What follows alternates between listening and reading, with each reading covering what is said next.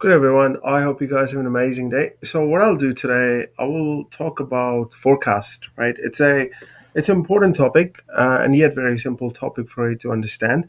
There is a topic I wanted to discuss. That's a collaborative forecast, but I hope everyone understand what forecasting means. Right?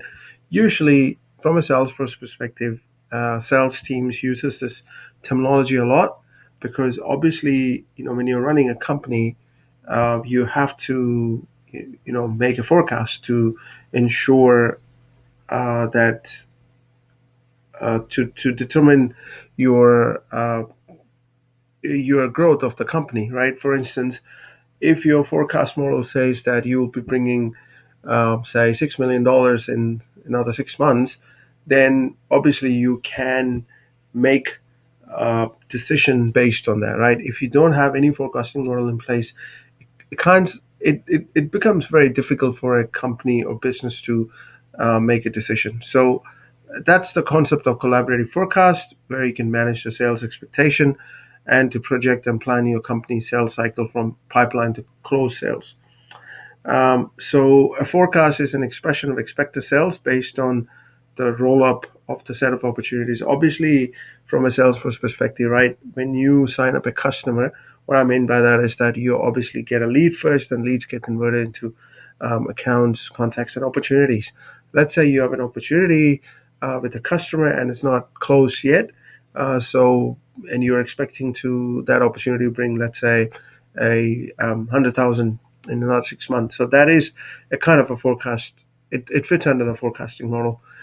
So Salesforce has inbuilt functionality to support your forecast and support your reporting needs and to give you an information from a forecasting perspective. Now, um, forecasting can be done using different forecasting types. That's something I want to discuss in a second.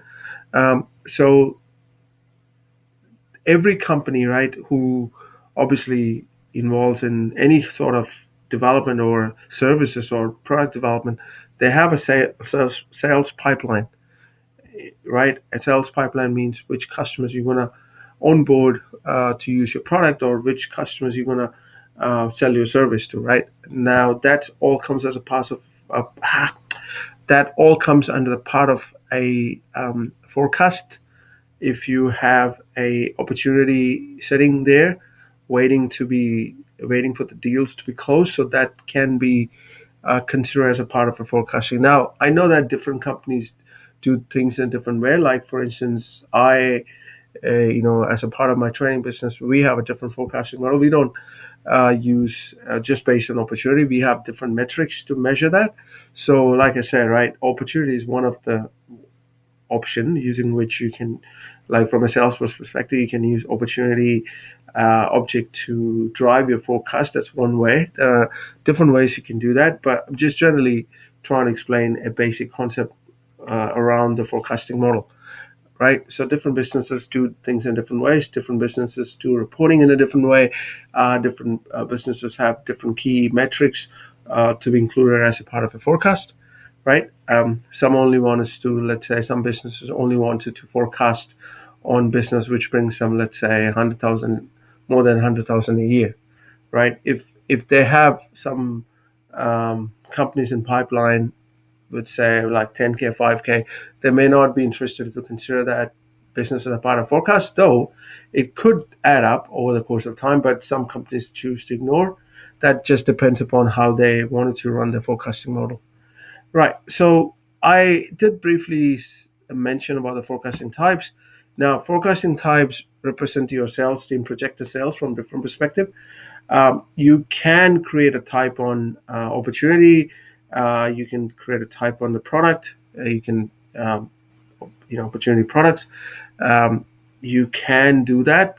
Uh, so I'll show you the way to do that. And once you do that, when you go to forecasting uh, object or forecasting view, you can see that split based on forecasting type.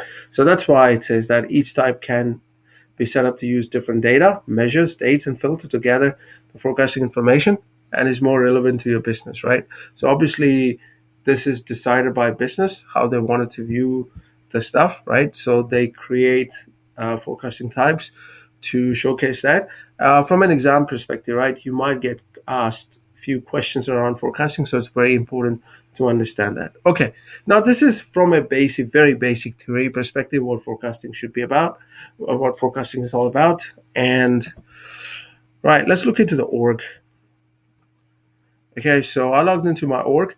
Now, if you are creating an org, let's say after, in 2024, or after, if you're watching this recording in 2025, you will get an org with forecasting enabled by default. My org is not created in 2024. Instead, it was created in 2023. It might be the case with your org as well. So you have to enable this functionality, and this is available in developer edition, so you can get it for free, and it's available in enterprise version as well. So what do you do? Obviously, you need to factor the licensing model into consideration before you start using any new functionality from a Salesforce perspective, right? Okay, so now I logged into my org. You can go to the setup using this gecko icon, and then you type forecasting. So usually what happens, you need to go to forecasting settings, and you will see that your option might be inactive. If you have made it active, if you have an org which was created before 2024, so you just go and active it. When you active, you'll see this, right? And now this is what I was talking about, forecasting types. Now, as you can see that if I go here and if I see you can, if I wanted to say custom columns, you can do no, not custom columns, sorry. Um, right. So you can see the opportunity list, columns in the opportunity list, which you wanted to see. I think what I'll do, right, I'll show you how to create one. So you create a forecast type here, and now see what object you wanted to do. So opportunity product, or you can do that on opportunity, let's say, for instance. And measure, you can see I wanted to do by quantity, and I would say whatever field we have, and let's say what field I want in progress, and select the value. I can do that here, and the data type, I will say close date, and hierarchy to user role. Excuse me. I don't want to add a filter. If you want, you can add a filter. Forecast name, opportunity by quantity.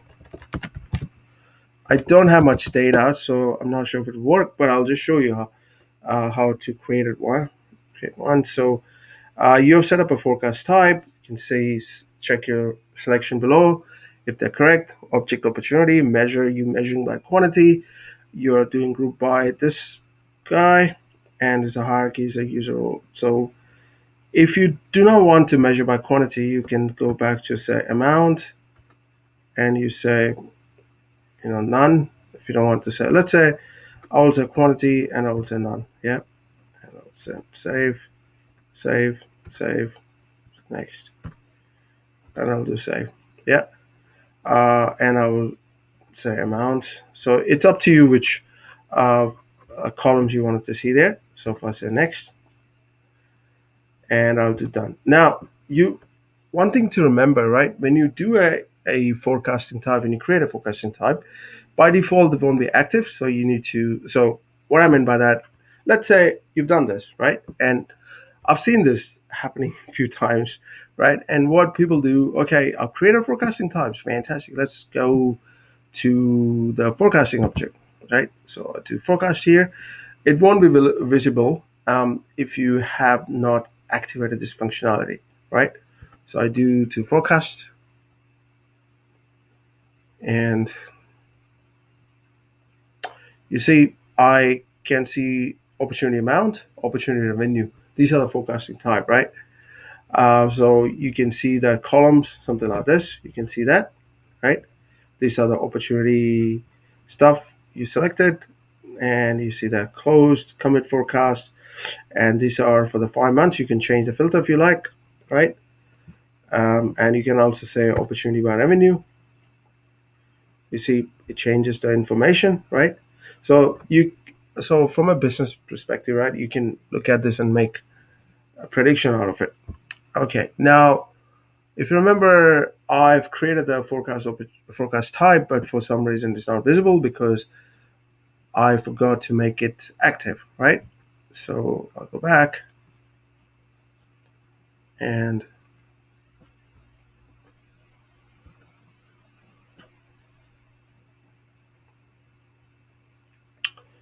right. So what I'll do forecast.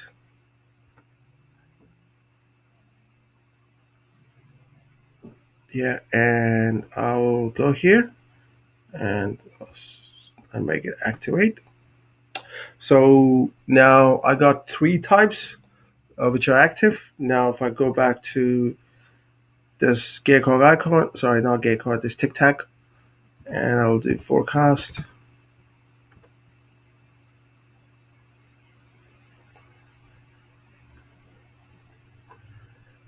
Voila! Now you can see the opportunity by quantity, right? And you can see that opportunity by quantity. Like I said, I don't have much data, so I won't showcase much information. But what I wanted to demonstrate how to create a forecast type, so that in this case I can demonstrate opportunity by quantity type, and you also have opportunity amount and opportunity revenue, and you can make the forecast based on that. So this is very simple for you guys to set up. From an exam point of view, you might get asked one or two questions around forecasting model, maybe around the types, kind of objects you can use. So not much, to be honest, but I just wanted to emphasize one thing. Please do not learn this certification, sorry, this course just for the sake to get certified. Learn in such a way so that when you go to any customer place, you find it easy to make the right recommendation when it comes to Sales Cloud and help your customer to use this technology in an efficient way. That should be your first priority. Of course, I mean, I'm not saying that you shouldn't be focusing on getting certified. That's important. But that being said, that shouldn't be your sole purpose to learn this course to get certified, right?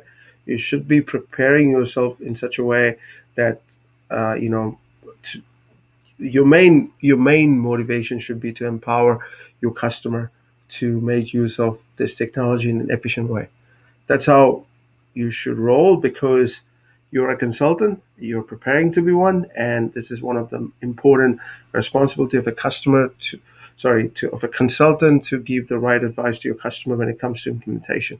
And obviously, you will get involved in implementation, and customers always rely on consultants' advice to ensure that they are using the right technology and the right implementation process. That being said, that's all I wanted to cover in this episode. I hope you guys have an amazing Wednesday. Adios.